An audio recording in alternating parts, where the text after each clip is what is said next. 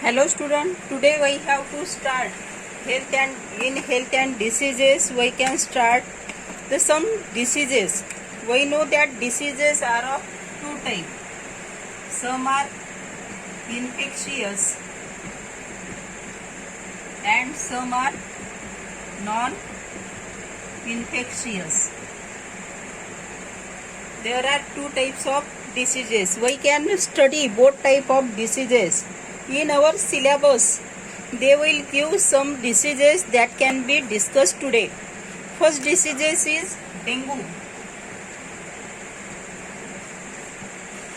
Dengue. Mosquito lay the egg in waterlogged places and thereby their population increases and different species of mosquitoes spread different diseases. Dengue is spread by Aedes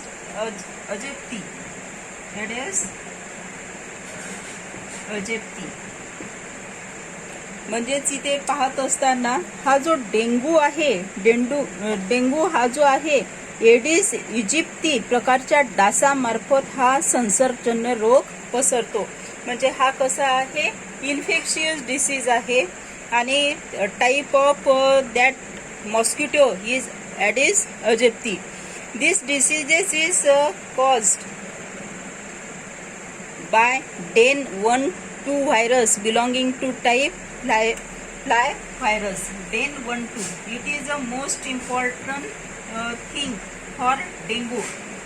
मच्छर जो आहे जो डास आहे तो आहे Aedes अजिप्ती. Diseases कोणता आहे ते इन्फेक्शियस डिसीज आहे. त्याच्यानंतर हा कशामुळे होतो नेमका याच्यामध्ये कुठला व्हायरस असतो तर Den 1-2 that type of viruses is present in Aedes aegypti or dengue mosquito. Symptoms are like that: acute fever and headache, vomiting, pain in eyes socket is very prominent symptom. म्हणजेच सर्वात महत्त्वाचे म्हणजे डोळे जे आहे तर डोळ्यामध्ये खूप दुखते आणि असं जर दुखत असेल it is very rare for all the diseases. Decrease in platelet count it is a most important. Dengue जर झालेला असेल तर ब्लड रिपोर्ट काढल्यानंतर प्लेटलेट जे असतात प्लेटलेट काउंट इज डिक्रीजेस. म्हणजे प्लेटलेट ह्या ज्या असतात ह्या कमी ज्याला रक्तातील रक्तबिंबिका असं म्हणतो आपण त्याचं प्रमाण अतिशय कमी होते. आणि if the platelet is decreases or followed decrease has there is a lead to internal haemorrhage.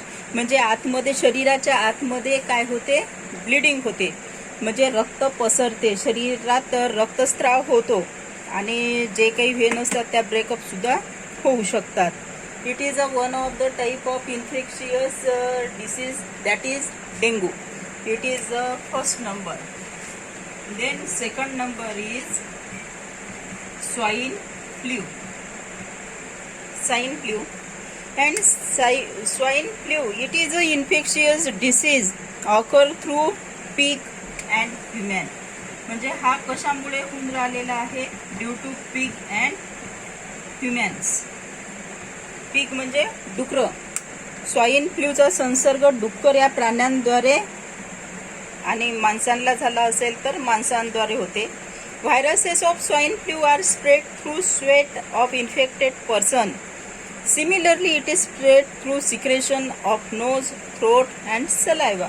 म्हणजेच स्वाइन फ्लू विषाणूचा प्रसार रोग्याच्या घामातूनही होतो, नाकातील किंवा घशातील स्त्राव किंवा थुंकी मार्फत सुद्धा होतो.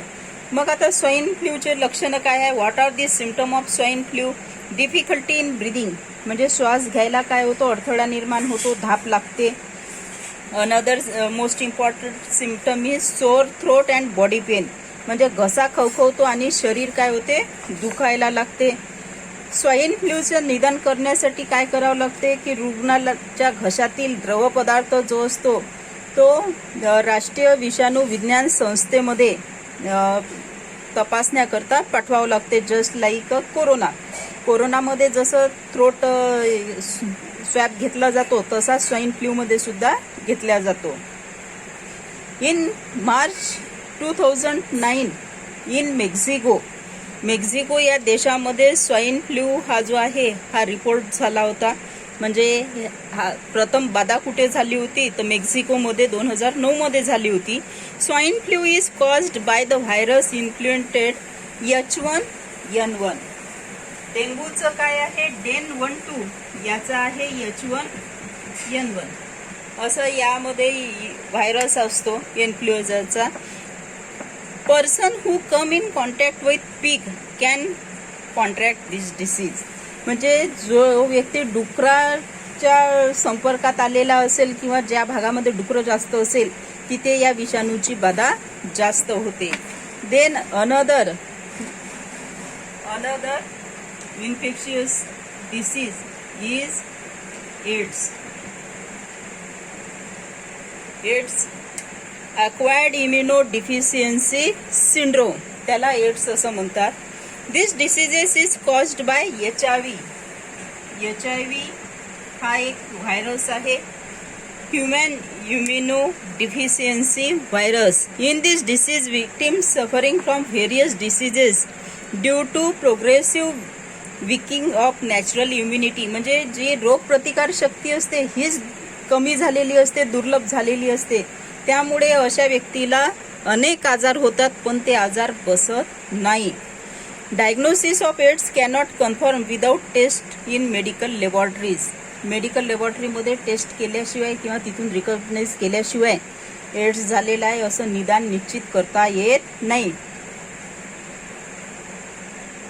AIDS does not occur due to touching or sharing of food with HIV infected person or by nursing the HIV patient. जसं कोरोनाच्या व्यक्तीच्या संपर्कात आल्याबरोबर काय होतो की त्याच्या अंगावरचा विषाणू आपल्या अंगावर येतो, तसं याचं नाही आहे.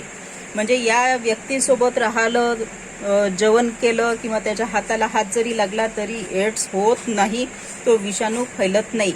आवर behaviour with HIV infected person must be normal. त्याच्यामुळे अशा व्यक्तीसोबत आपलं जे काही बिहेवियर आहे ते कसं असायला पाहिजे, नॉर्मल असायला पाहिजे.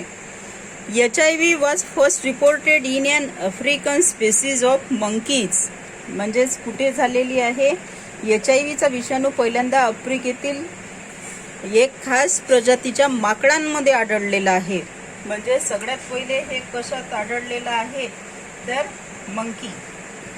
मंकीमध्ये आढळलेलं आहे. According to the national AIDS control program and unaids 80 to 85 HIV infection in India occur through unsafe sexual contacts. Then infections through animal. We can study infection through animal, and first infection is rabies. हे झाले मानवामार्फत. आता बघायचे आहे animal मार्फत. and first one is rabies. This is a viral disease. हा सुद्धा एक कसा आहे विषाणूजन्य रोग आहे. It occur due to bite of infected dog, rabbit, monkey, cat. म्हणजे हा कशामुळे होतो, जो एखादं कावरलेलं कुत्रं वगैरे असेल, रॅबिट असेल, ससा असेल, माकड असेल, मांजर असेल इत्यादीच्या चावल्यानंतर होतो. या रोगाचे विषाणू जे असते मज्जातंतूद्वारे मेंदूत प्रवेश करतात. म्हणजे न्यूरॉन थ्रू ब्रेनमध्ये आपल्या एंटर होतात. Hydrophobia is one of the important symptom of this disease. Hydrophobia म्हटलेला आहे, जलद्वेष. हायड्रो नावच असं सांगते, ते पाहून घ्या. Hydrophobia. There are two word, hydro and phobia, and meaning of hydro is water. म्हणजे अशा रुग्णाला काय होते, पाण्याची भीती वाटते.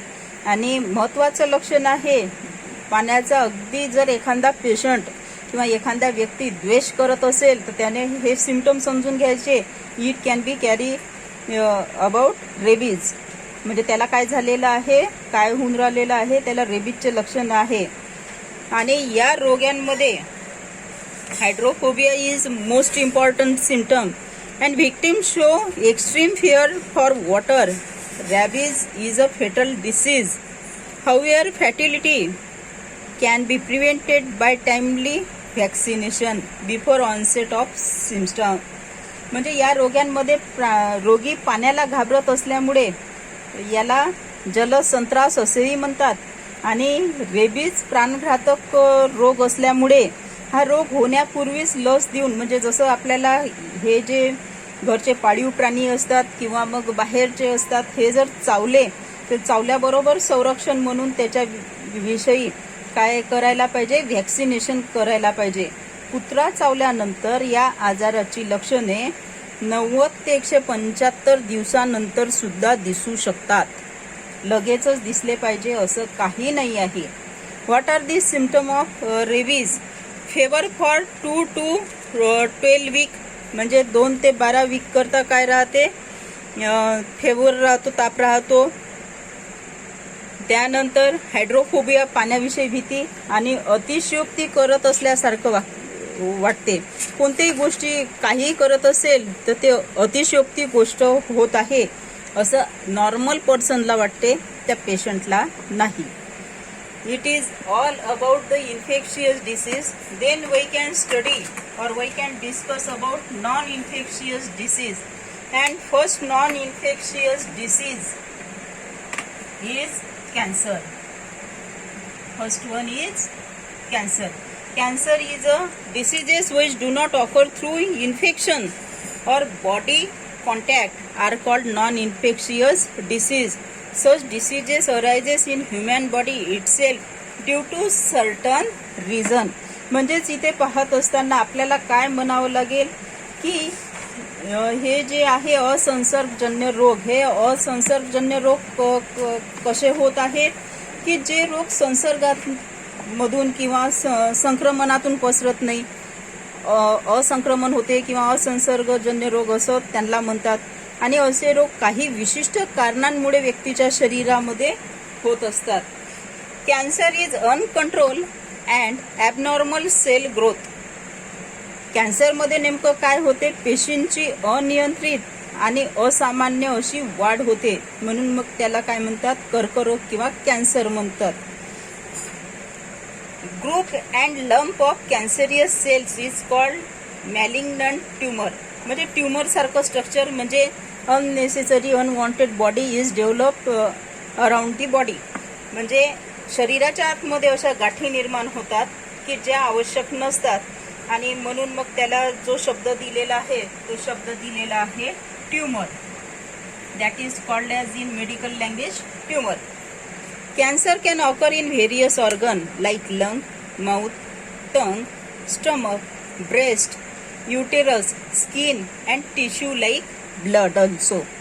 म्हणजेच हा कर्करोग किंवा कॅन्सर कशा कशात होऊ शकतो, फुफ्फुसात, तोंडात, जिभेचा, जठर, स्तन, गर्भाशय, त्वचा किंवा रक्ताचा.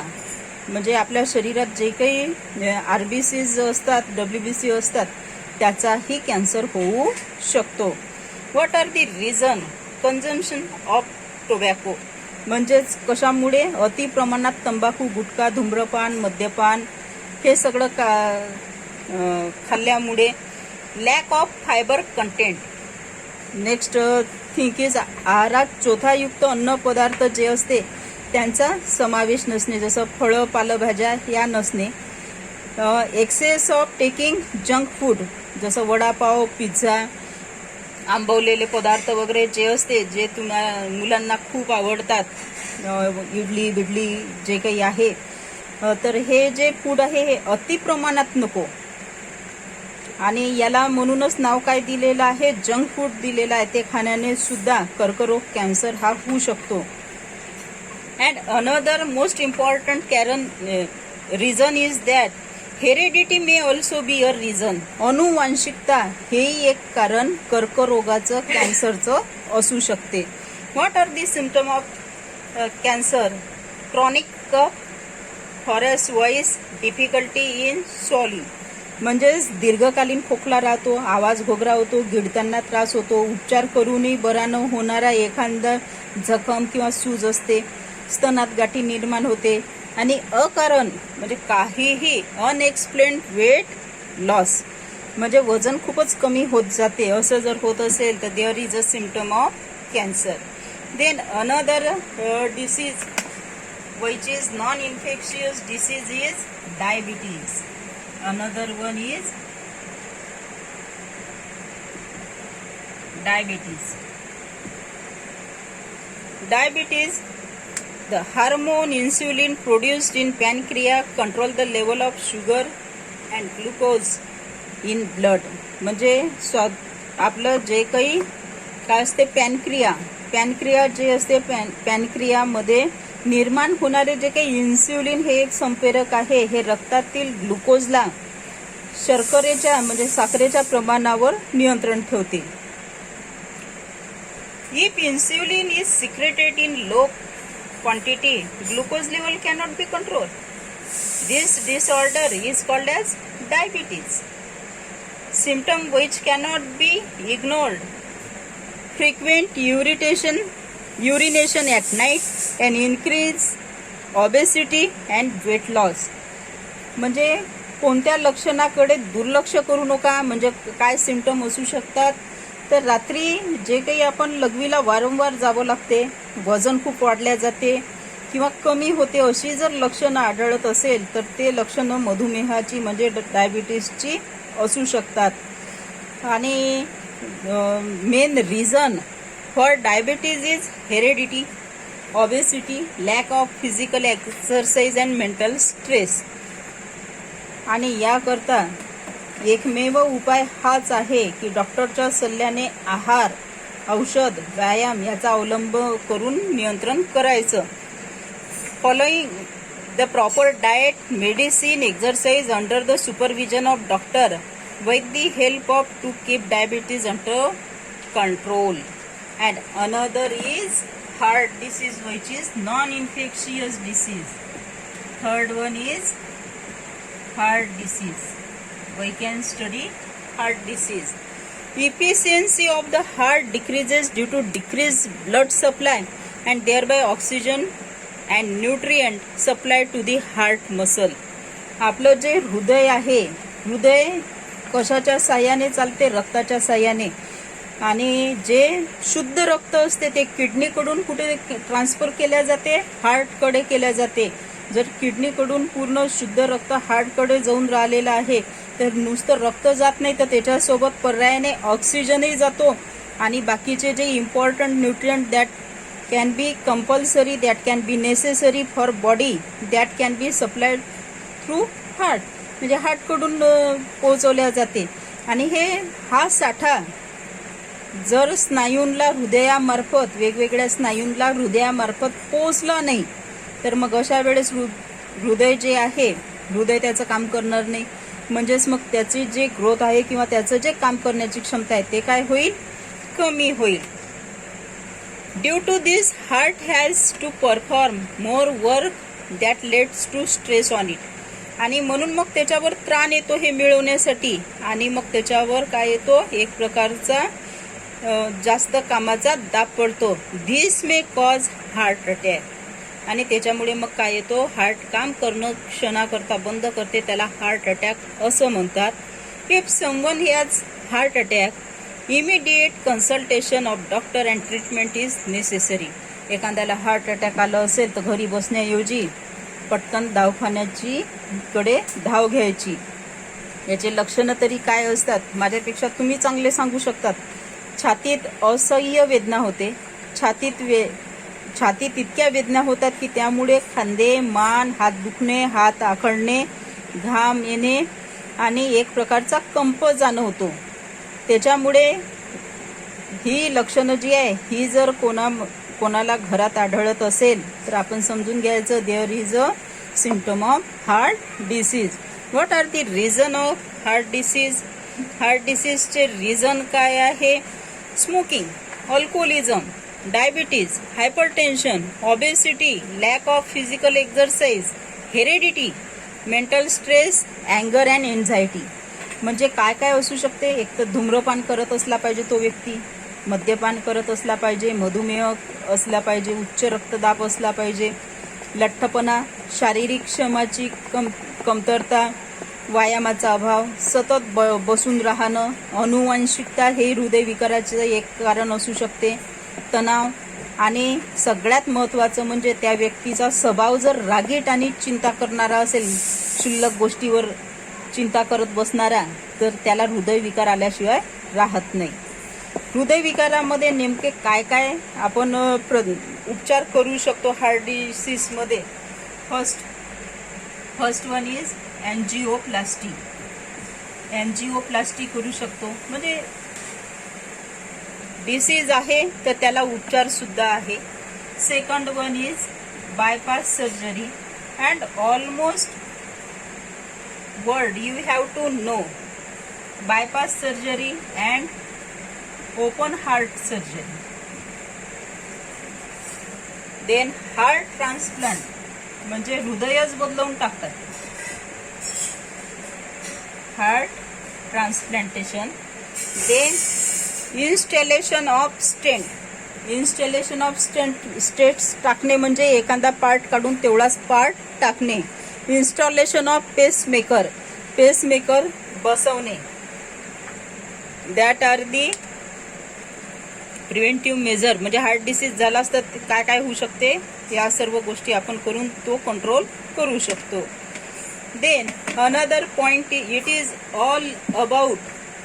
हे जे सर्व झालेलं आहे तुम्हाला 8वी मध्ये जे काही काय दिलेले डिसीजेस दिलेले आहे, ज्याचा अभ्यास दिलेला ते आहे. याच्या व्यतिरिक्तही काय आहे, some infectious and non infectious diseases are there. Then next point we have to study today is that misuse of medicine. It is a most important point. That is misuse of medicines. म्हणजेच औषधाचा गैरवापर. Misuse म्हणजे गैरवापर. गैरवापर काय राहतो आणि त्याचे काय परिणाम भोगावे लागतात. Sometimes some people take medicine without prescription of doctor. म्हणजे बरेच लोक असे असतात की डॉक्टरच्या सल्ल्याशिवाय स्वतःच्या म्हणजे विचारानेच परस्पर काही औषधे घेतात. Overdose of medicine may affect our body. आणि हे जास्त प्रमाणात किंवा मग अति वापराने आपल्या शरीरास काय घडून येते, वाईट परिणाम घडून येते. तात्पुरतं बरं वाटते पण त्याचे परिणाम घडून येतात. For example, overdose of painkiller may damage nervous system, excretory system and liver. म्हणजेच वेदनाशामक जे असतात, म्हणजे हात दुखते, पाय दुखते, डोकं दुखते, त्याच्यासाठी जे पेन किलर वापरतो त्याच्यामुळे चेतासंस्था, उत्सर्जन संस्था आणि यकृत यांच्यावर परिणाम होतो. Overdose of antibiotics may lead to nausea, stomach ache, dysentery, rash, white patch on tongue etcetera. आणि अँटीबायोटिक्स जे असतात प्रतिजैविके, त्याच्या अतिवापरामुळे मळमळ, पोटदुखी, पातळ जुलाब, अंगावर पुरळ येणे, जिभेवर पांढरे चट्टे असे जे काही आहे असे लक्षणं दिसतात. हे जे सर्व मेडिसिन्स आहे, that all the medicines are so costly and poor people cannot or does not afford the costly medicine. म्हणून मग त्याला दुसरं अल्टरनेटिव्ह काय आहे, तर दुसरं अल्टरनेटिव्ह गव्हर्नमेंटने जे इथे खूप पूर्वीच्या काळापासून देऊन ठेवलेलं जे आहे, that are called as generic medicine. That medicine is known as generic medicine.